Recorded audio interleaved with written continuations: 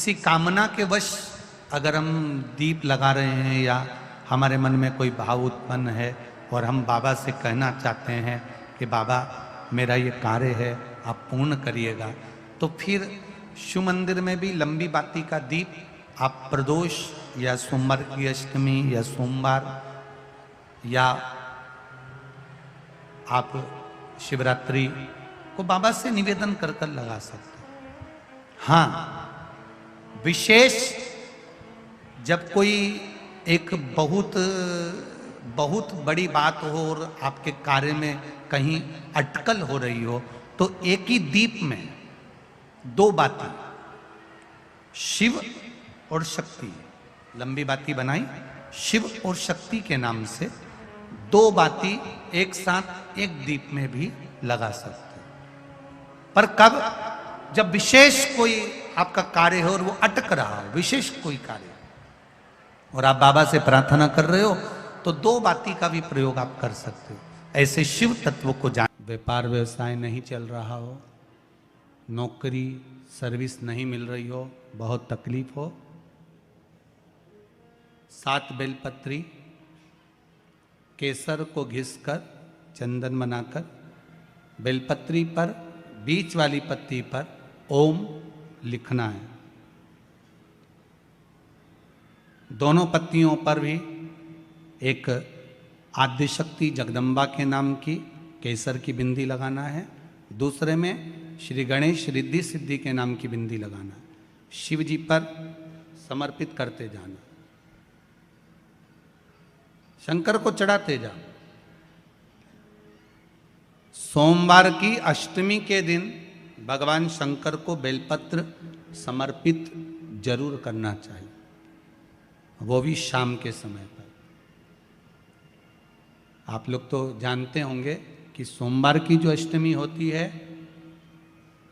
शंकर और पार्वती के मिलन का दिन होता है। किसके मिलन का है? जम के बोलिए। शिव और पार्वती के मिलन का दिन होता है सोमवार की अष्टमी का दिन। साल भर में लगभग 4 या 5 सोमवार की अष्टमी पड़ती है, इससे ज़्यादा नहीं पड़ती।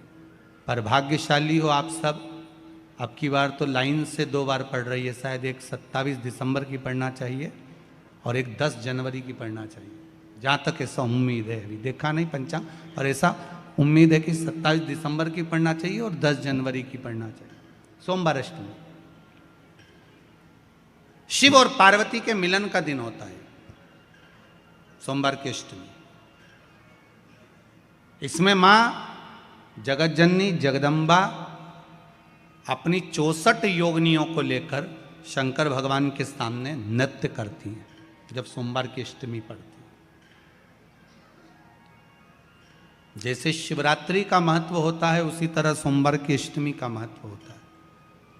जब 64 योगिनियां माता शंकर भगवान के सामने नृत्य करती हैं, तब भगवान शिव उठकर खड़े होकर उन 64 योगिनियों को अपने हस्त कमल पर धारण करते हैं, और हस्त कमल पर धारण करते हैं तब उन 64 योगिनियों को लक्ष्मियां प्रदान करती हैं। लक्ष्मी माता को वो 64 योगिनियां दी जाती हैं। लक्ष्मी मैया उन 64 योगिनियों को भगवान विष्णु के पास लेकर जाती हैं। भगवान नारायण उन 64 योगिनियों को ब्रह्मदेव के पास लेकर जाते हैं। उन 64 योगिनियों को ब्रह्मा जी ब्रह्माणी को प्रदान करते हैं। ब्रह्माणी उस 64 योगिनियों को ले जाकर माँ जगतजननी आद्य शक्ति को देती है। आद्य शक्ति उन 64 योगिनियों को ले जाकर शिव को समर्पित करती हैं।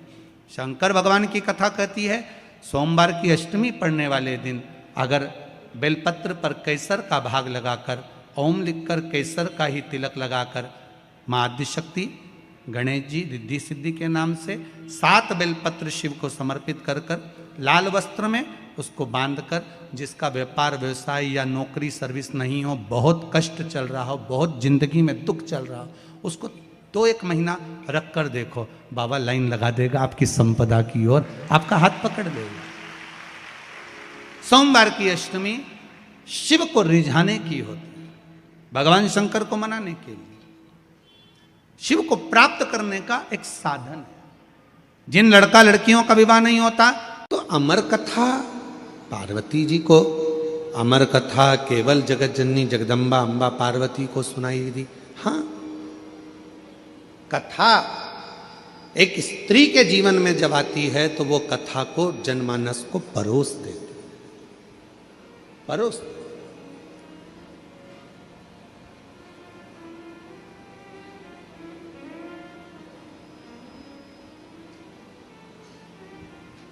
दुनिया में केवल एक स्त्री ही ऐसी है, महिला, एक नारी ही ऐसी है, जब सब खा लेते हैं तब आखिरी में वो खाने बैठती है, भोजन करने बैठती है।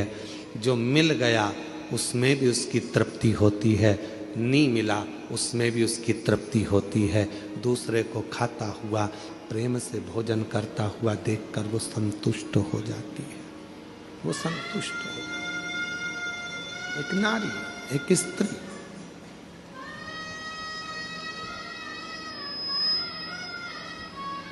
कल कथा चल रही थी भगवान देवादिदेव महादेव के मंथन की, और मेरे भोले बाबा ने कंठ में विष को रख लिया था और मां पार्वती जी ने उसको रोक लिया था अंदर उतरने से पहले।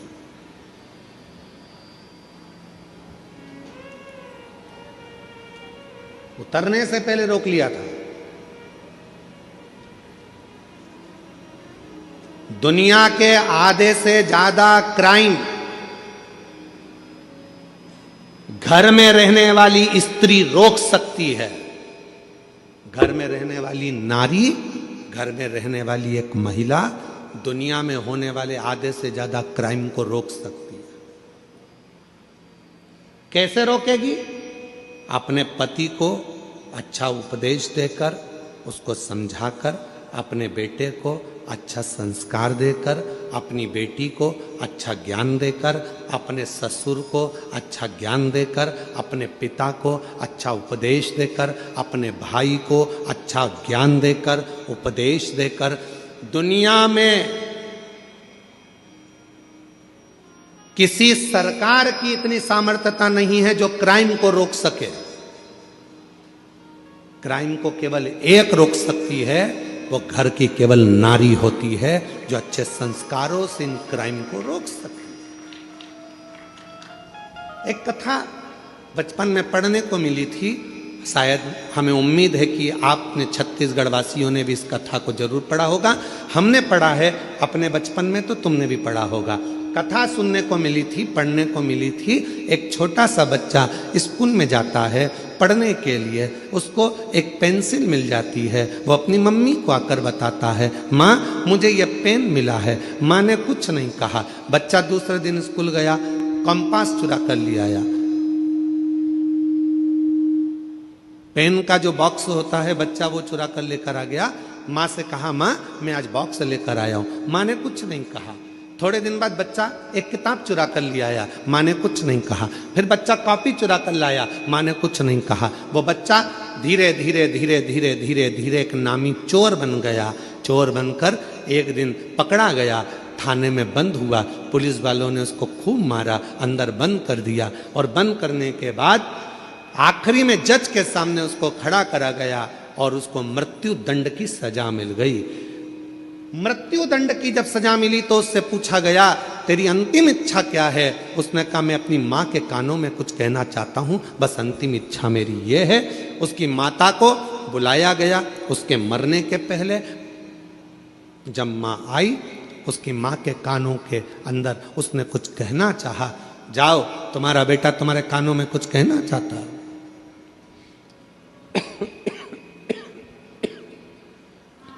माँ ने कान आगे करा। बच्चे ने गला पकड़ रहा है माइक भाई। बच्चे ने मां के कानों को पकड़ा दांतों से। इतना तेज उस लड़के ने अपनी मां के कानों को काटा कि उसमें से रक्त निकलने लगा। पुलिस वालों ने उसको छुड़ाया। बा मुश्किल से वो कान दांतों से छूटा। आखिरी में पुलिस वालों ने पूछा कि ये तेरी माँ है और तूने इसको दांतों से काट दिया? तो कहा, आज सूली पर चढ़ाने वाली भी ये मेरी माँ है। जिस दिन मैं पहली बार चोरी कर कर आया था, मेरी माँ मेरे गाल पर थप्पड़ मार देती तो शायद आज मुझे फांसी की सजा नहीं मिलती। आज मुझे फांसी की सजा नहीं मिलती। दुनिया में कोई ऐसी सरकार नहीं है जो क्राइम को रोक सके। क्राइम को अगर रोक सकती है तो वो घर की नारी रोक सकती है। अपने भाई को समझाकर, पिता को समझाकर, बच्चों को समझाकर, अच्छे संस्कार देकर, प्रेम देकर, स्नेह देकर अपने बच्चों को गलत जगह से रोक कर वो क्राइम को रोक सकती है। केवल एक स्त्री, केवल एक नारी।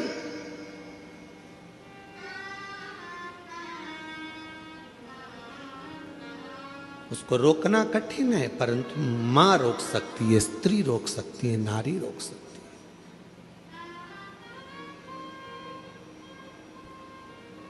कितना विचित्र प्रसंग है। विनायक का सिर किसने काटा था? जम के बोलो जरा। गणेश जी का सिर किसने काटा था? शंकर भगवान। किसका सिर लगाया फिर बाद में? हाथी का। जब हाथी का सिर लग गया गणेश जी को, उनके बहुत सारे बेस्ट फ्रेंड हुए, उनके बहुत सारे दोस्त हुए। उन्होंने उनको भरना प्रारंभ करा। तेरा पिताजी है, तेरा सिर काट कर तेरे को हाथी का सिर लगा दिया। इंसान का लगा देते, मनुष्य का लगा देते, कैसा तेरा स्वरूप बना दिया। लोगों ने भड़काया। गणेश जी गुस्से में लाल होकर अपनी माता के पास गए। माँ, मेरे पिताजी ने मेरा सिर काट दिया, मेरे पिताजी ने मेरे साथ ऐसा किया, हाथी का मुख लगा दिया। कितना विद्रोह भरा था गणेश जी के अंदर कि तेरे पिताजी ने तेरा सिर काटा, हाथी का सिर लगा दिया। फिर माँ ने समझाया, बेटा तेरे पिताजी साधारण नहीं है, उनने बहुत सोचा होगा। उनको मालूम है कि दुनिया में सब कुछ हो सकता है पर कोई लंबोदर नहीं हो सकता है, इसलिए तुझे लंबोदर बना दिया। माँ ने समझाया। फिर दूसरी बार बारी आई। कार्तिकेय को बैठने के लिए मोर मिल गया, शिव जी को बैठने के लिए नंदी मिल गए, माँ जगत जननी को बैठने के लिए शेर मिल गया। सारे देवी देवता अच्छे अच्छे वाहन पर बैठ गए। आखिरी में गणेश जी को छोटा सा चूहा दे दिया। फिर दोस्तों ने भर दिया। माँ, पिताजी को तो देखो, मेरे लिए चूहा दिया, दिख रहा था मेरा इतना बड़ा शरीर है, बैठने के लिए कोई अच्छा वाहन देना था, इतना छोटा सा चूहा दे दिया। माँ ने समझाया बेटे को। बेटे के अंदर विद्रोह उत्पन्न हो रहा था। माँ ने कहा, बेटा तेरे पिताजी समझदार हैं, उन्होंने चूहा इसलिए दिया। बड़े बड़े गाड़ियां ट्रैफिक में फंस सकती है, पर मोटरसाइकिल और साइकिल कहीं से भी निकल सकती है, इसलिए तुझे छोटा वाहन दिया गया, छोटा वाहन दिया गया। गणेश जी खुश हो गए। माँ ने समझा दिया, नहीं तो विद्रोह तो कब का चालू हो जाता। फिर आया बारी। अब की बारी आई कि पृथ्वी की परिक्रमा कर कराना है। माँ, सब ने कहा तेरे पिताजी को मालूम था कि तेरे पास चलने के लिए कुछ नहीं था, छोटा सा चूहा कितने दिन में पृथ्वी की परिक्रमा करेगा। पिताजी को मालूम था कार्तिकेय जीतेगा, उसको प्रथम गिनती में ला दूंगा। पर गणेश जी, तेरे पिताजी ने तेरे साथ चाल चल। गणेश जी को विद्रोह आया। माँ के पास गया। माँ देखो, पिताजी ने ये कोई बात बोलना चाहिए कि पृथ्वी की परिक्रमा जो करेगा पहले वो प्रथम गिनती में आएगा। अब तो मेरे पास तो इतना छोटा सा चूहा धीरे धीरे चलेगा, कब तक पृथ्वी की परिक्रमा करेगा। माँ ने समझाया, बेटा तेरे पिताजी हैं, वो जानते हैं कि तू इतने बड़े चूहे पर बैठकर पूरी पृथ्वी की परिक्रमा नहीं कर सकता, इसलिए तेरे पिताजी ने मेरे कानों में कह दिया था कि एक काम कर, गणेश जी को बोल देना पूरी पृथ्वी की परिक्रमा ना करे तो माता पिता की परिक्रमा कर लेना, फल प्राप्त हो जाए। जब जब व्यक्ति के दिल में विद्रोह उत्पन्न होता है, जब जब व्यक्ति गलत सोचता है, गलत विचार लाता है, अगर घर की स्त्री, घर की नारी, घर की महिला, घर की माँ, घर की बेटी, घर की बहन, घर की भाभी, घर की बुआ, घर की चाची, घर की काकी, घर की मामी, घर की स्त्री जब उसको समझाती है तो कोई पुरुष कोई गलत काम करने के लिए जा नहीं सकता। विद्रोह कब उत्पन्न होता है? जब घर की नारी उसको भर दे। देख लो तुम्हारे भाई को, देख लो तुम्हारे मामा को, देख लो, जब अंदर इतनी ईर्ष्या भर दी जाती है कि पुरुष फिर क्राइम करने को आगे बढ़ जाता है और तलवार लेकर, चक्कू लेकर दौड़ पड़ता है।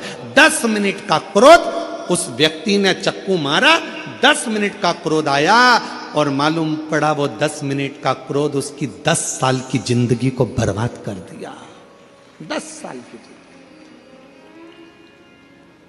किसी की सामर्थ्यता नहीं जो क्राइम को रोक दे। क्राइम को केवल एक घर की मां, घर की स्त्री, घर की नारी रोक सकती। अच्छे संस्कारों से, अच्छे विचारों से, अच्छी सोच से। जरा बहुत ध्यान देने वाली कथा है। लंका का राजा रावण कैलाश पर्वत उठाने के लिए गया था। हाथ भगवान देव अधिदेव महादेव का पर्वत कोई उठाना साधारण नहीं है। अहंकार के वश उठा रहा था, इसलिए नहीं उठा। अगर प्रेम के वश उठाता तो लंका के राजा रावण के हाथ में भी कैलाश चला जाता।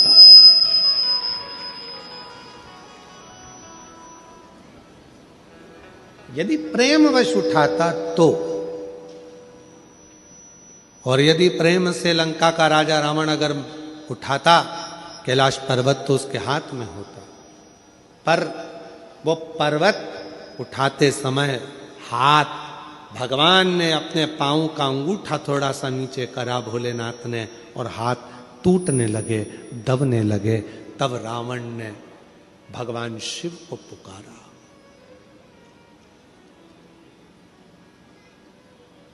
शिव को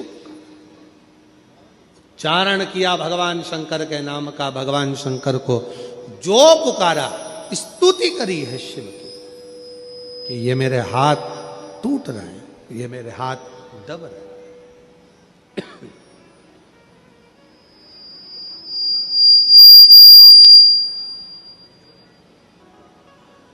भगवान से प्रार्थना कर रहे हैं, निवेदन कर रहे हैं कि गलती हो गई जो मैंने अहंकार के वश आपको उठाया। अहंकार वश। ध्यान देना थोड़ा सा, एक बहुत सुंदर प्रसंग यहां वर्णित होता है। मेरी जीजियों, मेरे जीजाओं, मेरी बेटियों, बेटाओं, मेरी माताओं, मेरे बुजुर्ग माँ बाप, जितने भी यहाँ कथा में बैठे हैं उनको मैं नमन कर कर कहूंगा। और जितने आस्था चैनल के माध्यम से पूरे विश्व में, पूरे देशों में, विदेशों में बैठकर इस पवित्र कथा का जो लाभ ले रहे हैं उनसे भी निवेदन करूंगा कि मेरे शिव को पाने के लिए दिखावे की जरूरत नहीं पड़ती है। मेरे शिव को पाने के लिए बहुत आडंबर की जरूरत नहीं पड़ती है। मेरे शिव को पाने के लिए बहुत अहंकार की जरूरत नहीं पड़ती है। शिव पुराण कहती है मेरे शिव को पाने के लिए केवल प्रेम का एक लोटा जल चढ़ जाए तो मेरे शंकर प्रसन्न हो जाए।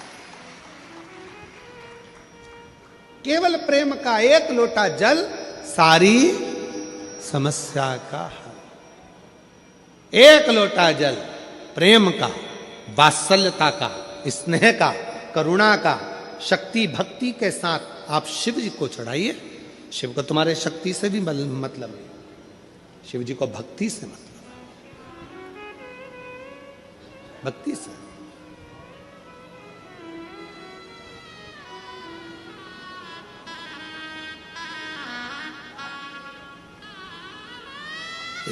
एक पत्र में एक बहन जी ने लिखा है, कभी कभी हम शंकर भगवान को ब्रश से रगड़ देते हैं।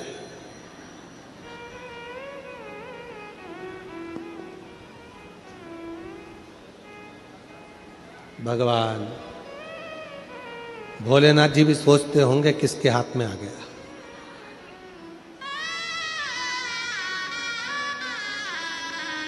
महाराज शिव जी को ब्रश से रगड़ने की जरूरत नहीं है। फिर किसी ने कहा कि हम भोलेनाथ जी को जब काले पड़ जाते हैं तो हम उन पे नींबू लगा के रगड़ देते हैं। ना ना, नहीं, ना नींबू का रस, ना नींबू, और ना ही ब्रश, ना साबुन, ना तुम्हारा सर्फ, कुछ भी नहीं, कुछ भी नहीं। बाबा को अगर रगड़ना ही है तो हल्दी डालो, जल डालो और बाबा को अच्छे से हल्दी और चंदन से लेपन कर कर खूब रगड़ो। कौन मना कर रहा है? जरूरी नहीं कि सर्फ, साबुन या ब्रश लगाओगे या बहुत नींबू का रस लगा के उनको रगड़ोगे तो ही साफ होंगे। ना ना, प्रेम,